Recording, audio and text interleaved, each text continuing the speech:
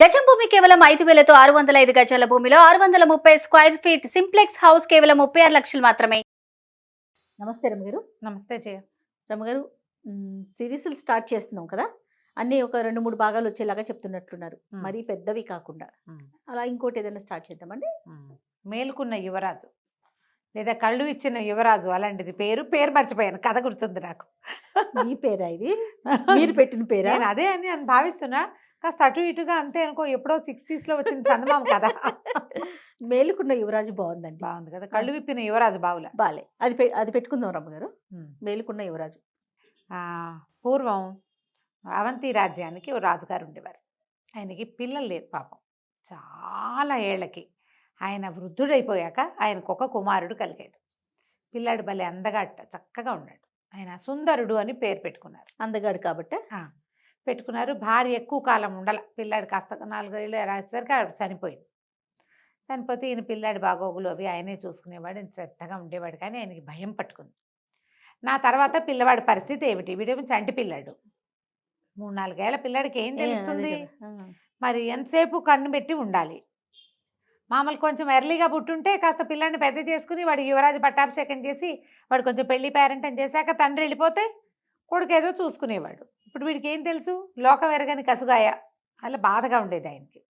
అయితే ఆయనకి అనారోగ్యం వచ్చేసింది. ఆ దిగులతోటి సగం మంది దిగులతోటే జబ్బులు చేస్తాయి. వృద్ధులు ఇంత ఆ వయసుకు చనిపోక్కర్లా, అవును, జబ్బు చేసేసింది. అయితే ఆయన ఏం చేశాడంటే, తనని చిన్నప్పటి నుంచి కనిపెట్టుకున్న ఒక తాత ఒక ఆయన ఉండేవాడు. ఈయన వృద్ధుడయ్యాడు, ఈయనని తాత అనేవాడు ఎంత పెద్దవాడు. కానీ ఆయనకి భయాలు గీయాలు వెళ్ళేవు, యాక్టివ్గా ఉండేవాడు. ఆ పిల్లాడిని తాతకు అప్పచెప్పాడు. ఓహో, అప్పచెప్పి పిల్లవాడిని జాగ్రత్తగా చూడు, వీడికి రాజ్యం రాకపోయినా పర్వాలా, బతికుంటే చాలు, వీడు రాజే అయిపోక్కర్లేదు. ఇప్పుడు ఏంటంటే చిన్నపిల్లాడిని రాజ్యానికి ఎక్కించారనుకో, మంత్రో సైన్యాధిపతో పొరుగు రాష్ట్రం వాళ్ళు ఎవరో ఒకళ్ళు వీళ్ళ మీద పడరు. వాడు ఏమి చేస్తాడు? యుద్ధం. చిన్నపిల్లాడు చంపేస్తారు. అదే రాజద్రోహులు ఎక్కడ రాజద్రోహం తలెత్తుతుందో తెలియదు. పిల్లాడిని మాత్రం జాగ్రత్తగా చూడు. యువరాజ సౌధం అని ఒక ప్రత్యేకంగా ఒక మేడ కట్టించారు. పిల్లాడు అక్కడే ఆడుకుంటాడు, అక్కడే తింటాడు, అక్కడే పడుకుంటాడు, అక్కడే. మహారాజా సౌధం వైపుకి వాడిని రానిచ్చేవాళ్ళు కాదు, సేఫ్టీ కోసం, సెక్యూరిటీకి. సెక్యూరిటీ ఉంటుంది కదా, ఒకసారి క్లోజ్ క్వార్టర్స్ నుంచి ఇబ్బందులు వస్తాయి.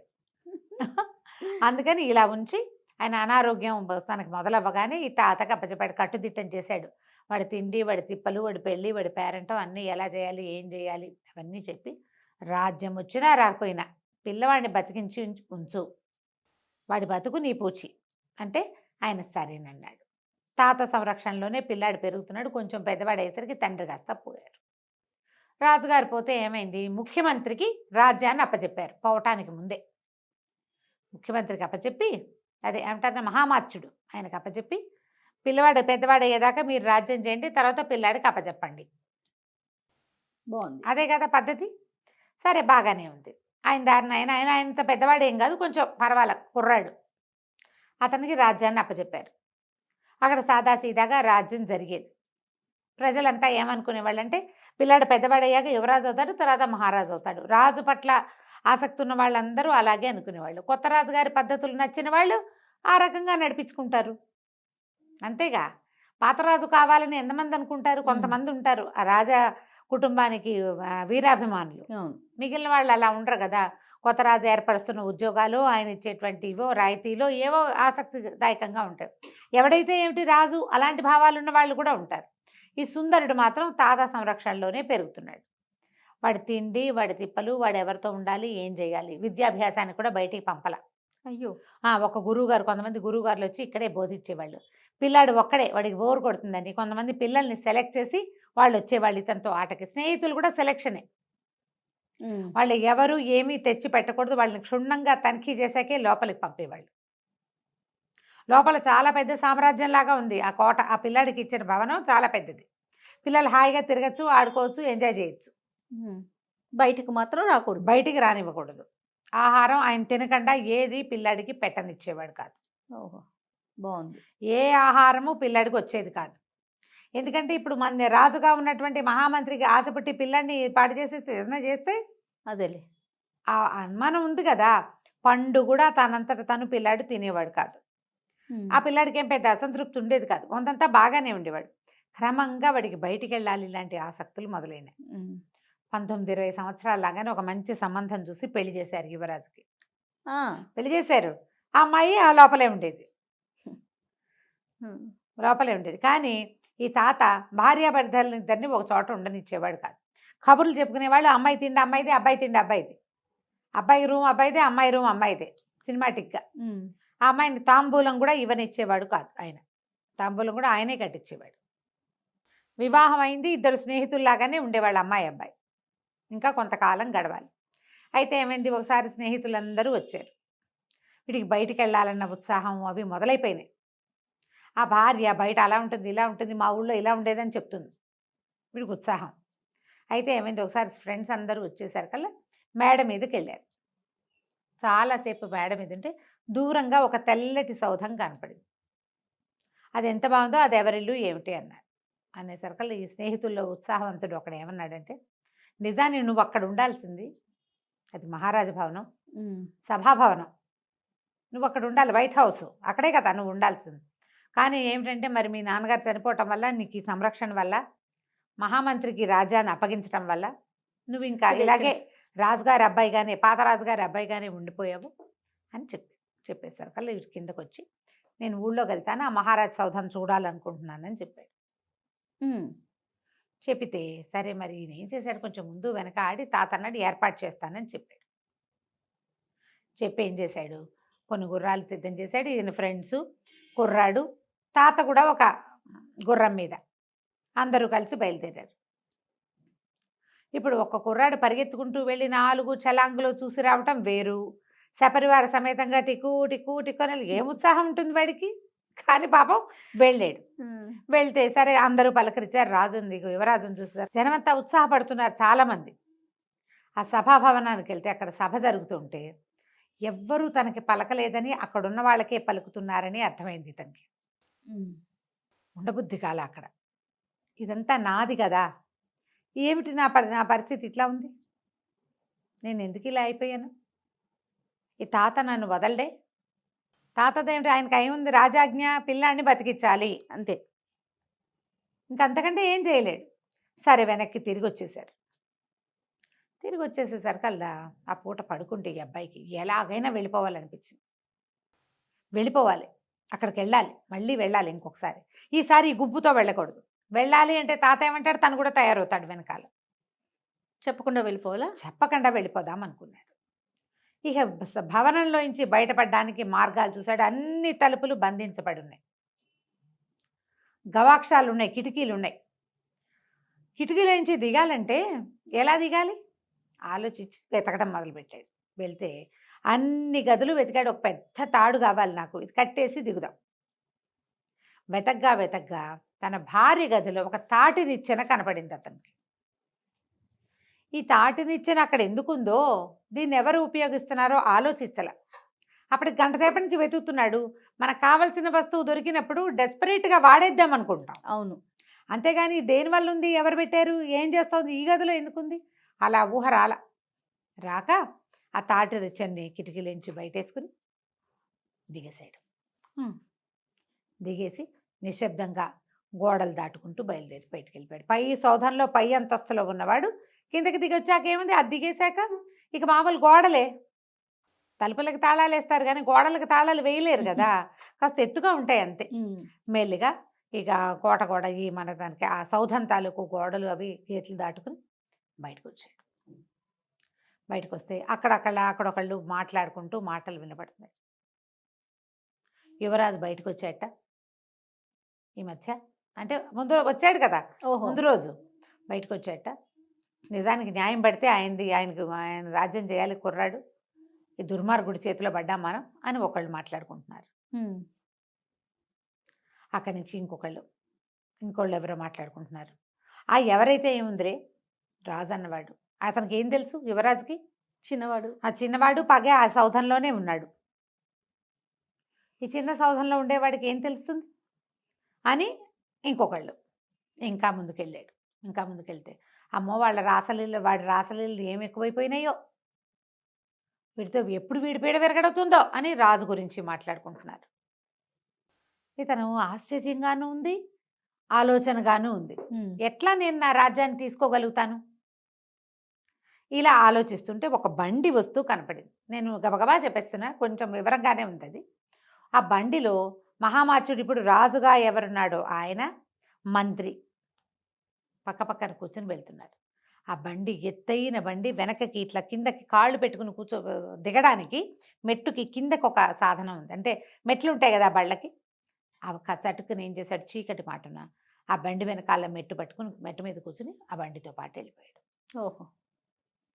వెళ్ళిపోయేసరికి అదొక పెద్ద సౌధం. అందులోపలికి వెళ్ళాడు. ఈ బండిలోంచి ఆయన దిగాడు. ఈ కుర్రాడు కూడా, మన యువరాజు కూడా నక్కుతూ సుందరుడు వాళ్ళ వెనకాల పడి వెళ్ళాడు. ఉమ్, వెళ్తే లోపల చాలామంది ఏమిటో ఆడవాళ్ళు, డాన్సులు, నాట్యాలు, గీట్యాలు ఉన్నాయి. ఈయన ఒరిజినల్ సౌధం కాదు, మంత్రి గారిది కాదు, ఇదేదో వేరే ఒక ప్రాంతం. ఇతనికి వేరబౌట్స్ తెలియవు. ఈ రాజుగారి వేరబౌట్స్ తెలియదు. అది ఇప్పుడు మంత్రివి తెలియవు, తన ఇల్లు అదంత వివరం ఏం తెలియదు తెలీదు అబ్బాయికి. కదా. ఉమ్, అయోమయంగానే ఉంది అతని పరిస్థితి. రోడ్ల అలవాటు ఉన్నవాడు కాదు కదా, వెళ్ళిపోయాడు అంతే. ఉమ్, కానీ అది మంత్రి గారి ఇల్లు అయితే అక్కడెక్కడో బండెక్కి రాత్రిపూట ఇక్కడికి ఎందుకు వస్తాడు? ఇది వేరే ప్లేస్ అనమాట. ఆ మాత్రం ఆలోచన ఉంది. ఉమ్, తీరా అతను మంత్రి దిగి వెళ్ళాడు. ఇతను కూడా నక్కుతూ నక్కుతూ నక్కుతూ అతని వెనకాల వెళ్తే మంత్రి హా అని చేతులు చాపి ఎవరినో కావలించుకున్నాడు. ఇంత ఆలస్యం చేసావు, ఈ దొంగ బతుకు నేను బతకలేకపోతున్నాను అన్న గొంతు వినపడింది. ఆడవాళ్ళ గొంతు. నిర్ఘాంతపోయాడు. ఆ గొంతు ఎవరిదంటే ఇతనికి బాగా తెలిసిన గొంతు. ఆ కంఠాన్ని ఇక్కడ వింటానని వాడు ఎప్పుడు జీవితంలో ఊహించుంటాడు. హతాశుడైపోయి చూస్తూ నుంచున్నాడు ఒక మూల. అయితే ముఖ్యమంత్రి రాజుగా ఉన్నవాడు ఆ, ఎవరినో కౌలించుకున్నాడు. ఇతను నిర్ఘాంతపోయాడు. నిర్ఘాంతపోయింది ఎవరినో చూసి కాదు, అక్షరాల యువరాజు యొక్క భార్య. తెల్లపోయాడు, హతాశుడైపోయాడు. నా భార్య ఈ ముఖ్యమంత్రికి ప్రేయస. ఇలాంటి ఒక అమ్మాయిని ఆ తాతకి తెలియకుండా మోసం చేసి తనకిచ్చి పెళ్లి చేశాడు. ఓహో. అక్కడి నుంచి ఆవిడ ఈయన తిట్ట మొదలెట్టింది. వాళ్ళ పొద్దున యువరాజు అంత శుభ్రంగా వీధుల్లోకి వచ్చేసాడు, వాడిని చంపేయకూడదు, ఒక బాకు విసిరినా అయిపోయేది కదా, నేను అక్కడ ఉండలేక వస్తున్నాను, ఈ రాత్రిపూట రోజు రహస్యంగా నీకోసం రాలేకపోతున్నాను నేను, ఇవాళ తాటినిచ్చిన ఎవరో వాడారు కూడాను అన్నది. వీడికి అర్థమైంది అప్పుడు, ఓహో ఆ తాటినిచ్చినందుకే ఆవిడ రోజు రాత్రి దిగేస్తుంది, ఆవిడ గది వేరు వీడి గది వేరు, ఆవిడ దారి ఆవిడ దిగెళ్ళిపోతుంది, కాసేపు ఏదో పిచ్చి కబుర్లన్నీ చెప్తుంది, అయిపోయింది. నా మీద కుట్ర జరుగుతోందంటే ఇంతకుముందు వాళ్ళిద్దరూ మాట్లాడుకున్నారు, రాజుగా ఉన్నవాడును ఆయన మంత్రిను. బాహాటంగా వస్తే యువరాజు రోడ్ల మీద పడి తిరుగుతున్నాడు, వీధుల్లో పడి తిరుగుతుంటే ఎక్కడా ఏమీ చంపేయకుండా అలా వదిలేశారేమిటి, ఇలాంటివన్నీ విని చివరికి అమ్మాయి కూడా పూర్తిగా అడ్డం తొలగించుకోవాలని చూస్తున్నారు. ఇంతలో వాళ్ళిద్దరూ మాట్లాడుకుని ఓ చోట కూర్చున్నారు, మాట్లాడుకుని పద లోపలికి వెళ్దామని బెడ్రూమ్లోకి వాళ్ళిద్దరూ గదిలోకి వెళ్ళిపోయారు. హాల్లో ఇంచి వెళ్ళిపోయేసరికల్లా ఇతను ఆశ్చర్యపోయి ఉన్నాడు కదా, చటుక్కని లేచి నిలబడ్డాడు. వాళ్ళ వైపు వెనకాల వెళ్ళడానికి ఒక అడుగు అయిపోయాడు. ఇంతలో ఏమైంది, అక్కడ తగిలించున్న వస్తువు ఏదో చేతికి తగిలి కణేలమని మోత వచ్చింది. మోత రావడం అంటే ఒక ఆడగొంతు వచ్చింది బయటికి. ఎవరది ఎక్కడ అని, అంతా స్త్రీలే ఉన్నారు, అంతఃపుర రక్షణ. అక్కడి నుంచి కత్తులు దూసుకుంటూ ఆడాళ్ళు పరిగెత్తుకొచ్చి వచ్చేసారు. స్త్రీలే. పట్టేశారా? పరిపోయాడు, పరిగెత్తాడు. ఇక అక్కడ దొరికితే ఇంకా దొరికిపోయినట్టే, పొద్దున్న తరగకుండా వదిలేశారు, ఇప్పుడు తరిగేస్తారు వాళ్ళు. ఇక పరిగెత్తాడు పరిగెత్తాడు పరిగెత్తాడు. ఆ ఉద్యానవనము అదో క్రీడా మండపంలాగా ఉంది, అది చాలా పెద్ద ఇల్లు, ఒక పెద్ద మందిరం. ఆ మందిరాన్ని దాటుకుంటూ అవతల వీధుల్లోకి పరిగెత్తాడు. అయితే అక్కడ ఒక పురాతన మందిరం ఒకటి ఉంది, పాతకాలంలోది అన్నదాన సత్రమట, రాజు ఏర్పరిచింది. ఈ కొత్తగా వచ్చిన రాజుగారు అన్నదానాలు గిన్నదానాలు అని మానేశాడు. 10 సంవత్సరాలు అయిపోయింది. సుందరుడు 8 ఏళ్లవాడుగా వాళ్ళ నాన్న పోయాడు. ఇప్పుడు 18 సంవత్సరాలు వచ్చినాయి అతనికి, 19 ఏళ్ళు. ఈ 10-12 ఏళ్లలో వీడు బాగా బలపడిపోయాడు కదా. అన్నదానం మూసేస్తే ఆ ఊళ్ళో ఉన్నటువంటి బిచ్చగాళ్ళు, బీద బిక్కి జనము వాళ్ళంతా ఆ బిల్డింగ్లో ఉంటున్నారు. సరే, ఆ జనాల మధ్యలోకి పరిగెత్తాడు. ఆలోచించుకుంటున్నాడు, నా మీద కుట్ర, నేను ఆ మందిరంలో ఉన్నంత కాలమే నాకు రక్షణ, అది కూడా లేదు, ఇప్పుడు భార్య ఒకటి ఉంది, అది ఏనోడు కాటేస్తుందో లేదు, ఏదో ఒకరోజు ఏం చేసేస్తుందో, ఆ తాత ఏం చేస్తాడో, నేను కాపాడగలుగుతాడు, భార్య చేతిలో నుంచి ఎంతకాలం కాపాడతాడు, ఎంతకాలం భార్య భర్తని ఒక చోట ఉండనివ్వకుండా చేయగలుగుతాడు.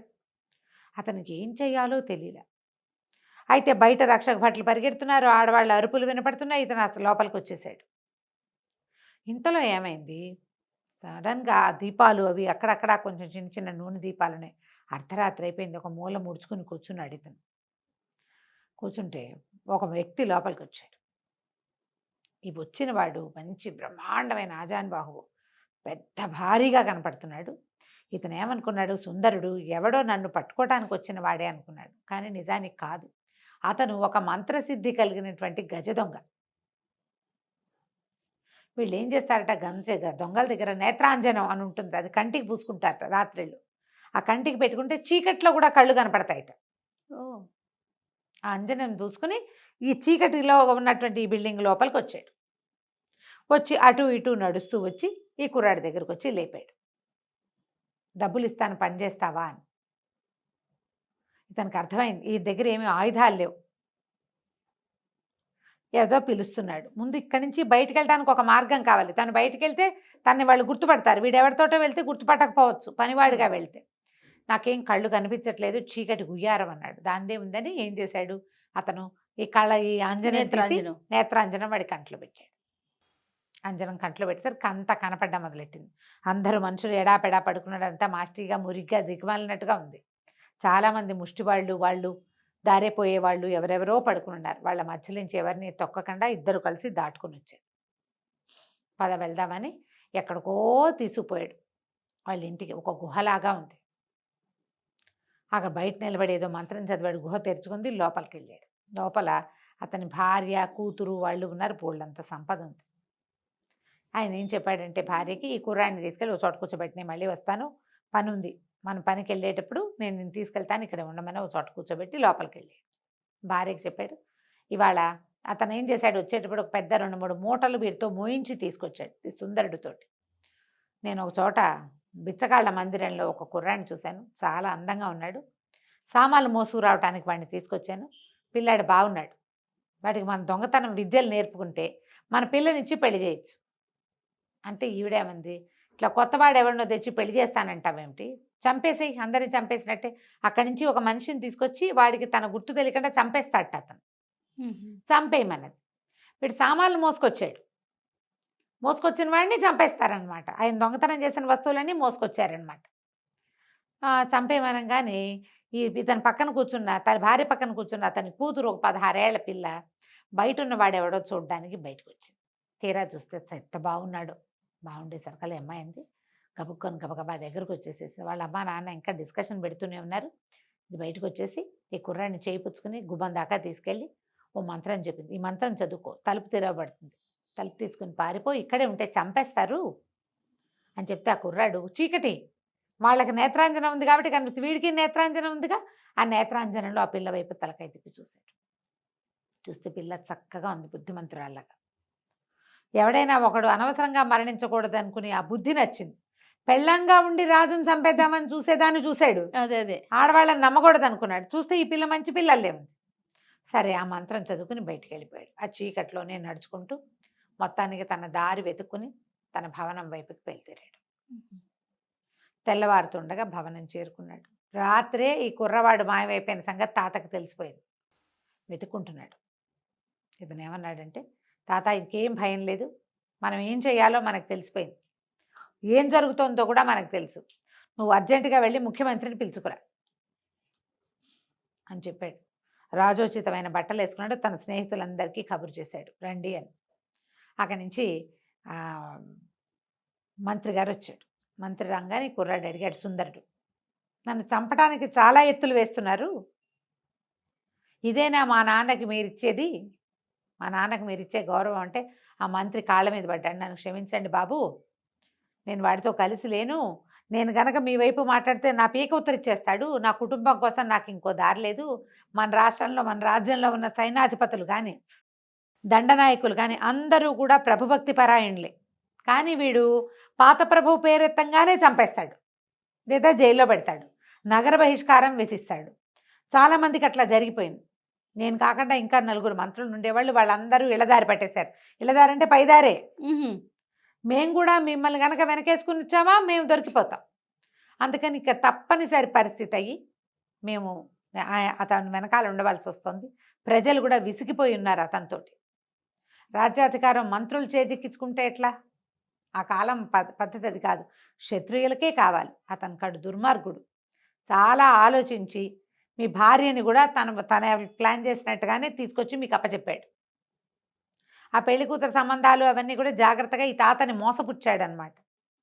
అతని వైపు మాట్లాడడం తప్పిస్తే మాకు ఇంకో దారి లేకపోయింది. మీరు ఇప్పుడు ఏం చెప్పమంటే అది చేస్తా, ఏం చెప్తే అది చేస్తా, మీరు ఏం చేయమని చెప్పి ఆజ్ఞాపించినా సరేనన్నాడు. అనగానే సరే, ప్రజలందరికీ తెలియజేయండి యువరాజు పట్టాభిషేకం చేసుకుంటున్నాడని. ఒకటే రోజులో ఈ రోజు జరిగిపోవాలి. వాళ్ళకి ఇంకా ఊహ రాల. రాజకుమారుడు బయటికి వెళ్ళిపోయాడు, వాడు ఇవన్నీ చూసేశాడు, వాళ్ళకేం తెలియదు. పటాటోపంగా వెళ్తే తెలిసిపోతుంది. అందరికీ ఒక వార్త బయటికి రాకుండా తెలియచేయాలి. అక్కడి నుంచి ఈ తమ దగ్గర సైనికులు వాళ్ళు కొంతమంది సైన్యం ఉంటారు కదా, ఈ అబ్బాయి తోడున్నారు కదా, ఈ అమ్మాయి వీళ్ళతోటి ఆ అమ్మాయిని తన భార్యని పెడరెక్కలు విరిచి కట్టించేసాడు. ఒకేసారి నిన్న వచ్చిన యువరాజు ఇవాళ మళ్ళీ వస్తాడని ఎవ్వరూ ఊహించలే.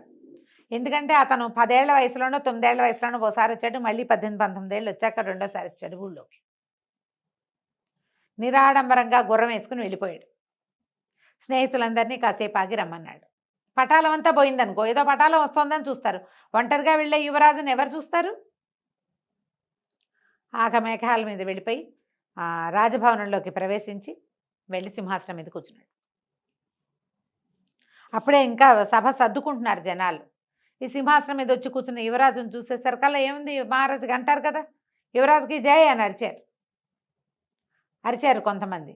ఇంతలో ఏమైంది, దండనాయకుడు రాగానే ఇప్పుడు ఆ సింహాసనానికి విలువ, దాని మీద ఎవరుంటే వాళ్ళ మాట వినవలసిందే వాళ్ళు, అంతే. మహామాత్యుడి పెడరెక్కలు విరిచి కట్టి పట్టుకురండి అని కేకేశాడు. దండనాయకుడు ఒకటే పరుగులోకి వెళ్ళిపోయాడు అంతఃపురంలోకి. ఆ రాజుగా ఉన్న మంత్రిని రెక్కలు చేతులు కట్టేశారు వెనక్కి. 2 సైనికులు ఒక్క కర్ర దూర్చి చేతుల మధ్యలో మోసుకుని తీసుకొచ్చేశారు. అక్కడి నుంచి బంధించిన ఇతని భార్యను కూడా తీసుకొచ్చారు. వీళ్ళిద్దరి నేరము ప్రూవ్ అయిపోయింది. ఆ అమ్మాయి ఇతని భార్య, ముఖ్యమంత్రి భార్య. పెద్ద వయసు ఏం కాదు, చిన్న వయసుదే. అప్పుడు చేసుకునేవాళ్ళు కదా అట్లా పెళ్ళిళ్ళు. ఇవి ఇతన్ని చంపేస్తే శాశ్వతంగా రాజు అయిపోవచ్చు, రాణి అయిపోవచ్చు. అక్కడి నుంచి వాళ్ళిద్దరిని కారాగారంలో పెడేశారు. తర్వాత కొరత ఇస్తారు, అతన్ని కొరత ఇస్తారు, అమ్మాయికి ఉరిశిక్ష ఇస్తారు, శిక్షలు విధించేశారు. రాజ్యంలో ఇతను ఇవాళే నా పట్టాభిషేకం, ముహూర్తం లేదేం లేదు, నేను రావటమే ముహూర్తం అన్నాడు. ఆ తాత వెంటనే సంతోషంగా అందరినీ పిలిపించి మధ్యాహ్నానికి యువరాజుకి పట్టాభిషేకం చేసేశారు. పట్టాభిషేకం చేయగానే రాజ్యంలో ఎక్కడెక్కడ ఏమేమి జరుగుతున్నాయో అన్నీ లిస్టు పెట్టరండి అన్నారు. జనరల్గా పోస్టింగ్ తీసుకున్నప్పుడు చేసే పనే కదా. అక్కడి నుంచి బిచ్చగాళ్ళ సత్రంగా పేరుపడిన ఆ పాత సత్రాన్ని దాన్ని రివైవ్ చేసి అన్నదాన సత్రాన్ని చేయమన్నాడు. అక్కడి నుంచి ఇతనికి మంత్రం తెలుసు. అంజనం దారి వేసుకున్నప్పుడు నడిచి వెళ్ళాడు కదా, అక్కడి నుంచి పాదచారిగా అక్కడికి వెళ్ళాడు. ఏ గుహలో నుంచి తను బయటకు వచ్చాడో ఆ గుహ దగ్గరికి వెళ్ళి ఆ మంత్రం చదివి, ఆ తలుపు తెరుచుకుంటుంది మంత్రం చదివితే, లోపలికి వెళ్ళి లోపలున్న ఆ గజ దొంగ దగ్గరికి వెళ్ళాడు. మీ అమ్మాయిని నేను వివాహం చేసుకుంటాను, ఆమె వల్లే నేను బతికి ప్రాణాలతో వెళ్ళిపోయాను అని చెప్పేసరికి అలా అతను పాదాలు పట్టుకున్నాడు. నన్ను క్షమించండి, నేను గజ దొంగ అంటే, నువ్వు కొత్తవాళ్ళుగా ఉండు మాకు, నువ్వు చీకట్లో కూడా చూడగలిగేవాడివి, మంత్రసిద్ధి ఉంది నీకు, మంత్రసిద్ధి ఉన్నవాడు రాజ్యాన్ని కాపాడాలి, అంతే. నువ్వు గజ దొంగగా ఎందుకుంటందుకు, రాజ్యం అంతా నీ చేతిలోనే పెడతాను నేను అని చెప్పి అతన్ని మామగారిగా చేసుకుని ఆ దొంగ యొక్క కూతుర్ని వివాహం చేసుకున్నాడు. రాజు రాణిగా ఎంతో కాలం రాజ్యాన్ని పరిపాలించారు. 20 ఏళ్ళు వచ్చేదాకా నా రాజ్యము, నా ప్రజలు, నా జీవితం అని మేల్కొలుపు రాల. ఒకసారి ఊళ్ళోకి వచ్చి చూసేసరికి అతనికి వచ్చింది అనమాట. ఆ విధంగా మేల్కొన్న యువరాజు కథ పరిసమాప్తం అయిపోయింది. చాలా బాగుంది రమ్మగారు, సింపుల్గా సూపర్. నమస్తే అండి. నమస్తే.